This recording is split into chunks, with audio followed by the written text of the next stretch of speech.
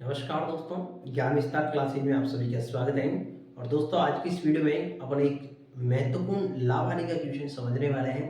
बहुत ही अच्छा कॉन्सेप्ट है और बहुत ही महत्वपूर्ण क्वेश्चन ये आपके एग्जाम की दृष्टि से रहता है और बहुत बार रिपीट होता है ऐसा क्वेश्चन। तो समझिएगा, क्वेश्चन क्या पूछा है हमसे कि 25 वस्तुओं का क्रय मूल्य 20 वस्तुओं के विक्रय मूल्य के बराबर है, तो आपको लाभ हानि प्रतिशत बताना है। तो सबसे पहले तो क्वेश्चन को हल करते समय उसको अच्छे से पढ़ना है, 2 बार समझना है, उसके बाद उसके जो भी उसका प्रोसेस रहता है हल करने का, उसके ऊपर जाना है। यहाँ पर अपने को पूछा है कि 25 वस्तुओं का क्रय मूल्य 20 वस्तुओं के विक्रय मूल्य के बराबर है। आपको ज्ञात करना है लाभ हानि का प्रतिशत। अब मेरी बात समझिए कि क्रय मूल्य का मतलब क्या होता है। आप सभी जानते हैं कि जिस मूल्य पर वस्तु खरीदी जाती है उसको अपन क्या बोलते हैं, क्रय मूल्य बोलते हैं। और विक्रय मूल्य का मतलब ये होता है कि जिस मूल्य पर वस्तु को बेचा जाता है उसको अपन बोलते हैं विक्रय मूल्य। ये चीज तो आपको अच्छे से पता है। अब यहाँ पर 25 वस्तुओं का क्रय मूल्य जितना बनता है उतना 20 वस्तुओं को बेचने पर आपको वापस प्राप्त हो जाता है एक तरीके से, क्योंकि बराबर की बात की इन्होंने।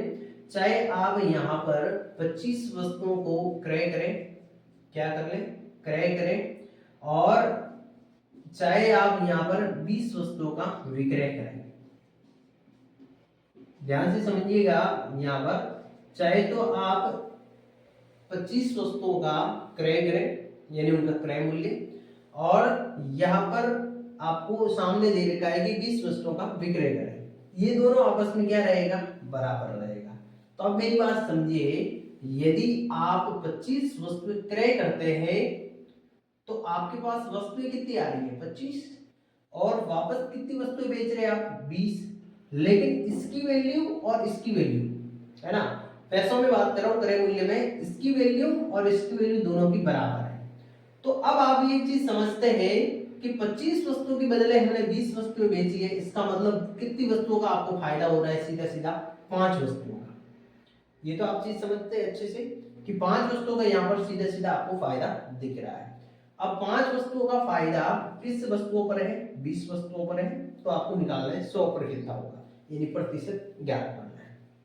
तो मैं आपको लिख के बता देता हूं। यहाँ पर आपको लिखनी है खरीदी गई वस्तुएं, खरीदी गई वस्तुएं, और उसमें से बेची गई वस्तुओं को घटाना है।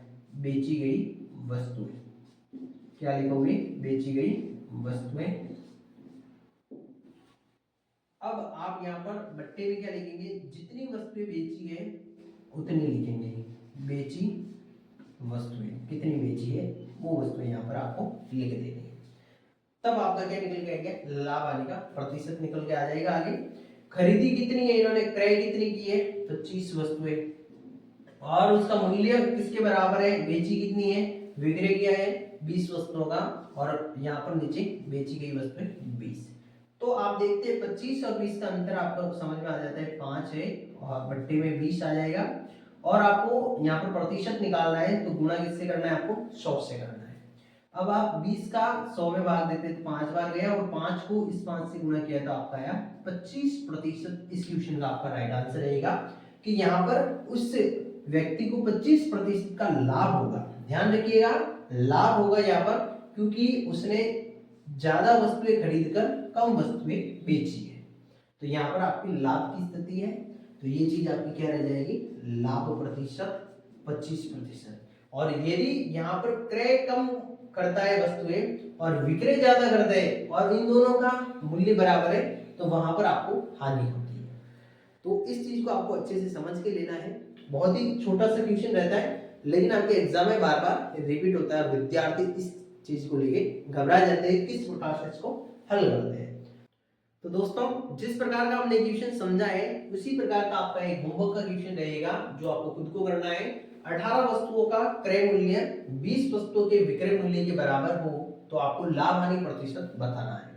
4 ऑप्शन आपके सामने दे रखे हैं। इन 4 ऑप्शन में से आपका कौन सा राइट ऑप्शन है, आप मेरे को कमेंट करके जरूर बताना। और यहाँ पर थोड़ा सा आप हल करते समय ध्यान दीजिएगा क्रय मूल्य वाली वस्तुएं और विक्रय मूल्य वाली वस्तुओं का। जो मैंने आपको पिछले क्वेश्चन में कंसेप्ट समझाया है उसी कॉन्सेप्ट से ये क्वेश्चन आपका बन जाएगा। लेकिन आपको थोड़ा सा ध्यान रखना है कि लाभ होगा या हानि होगी, वो आपको थोड़ा ध्यान रख के ये क्वेश्चन बना देना है।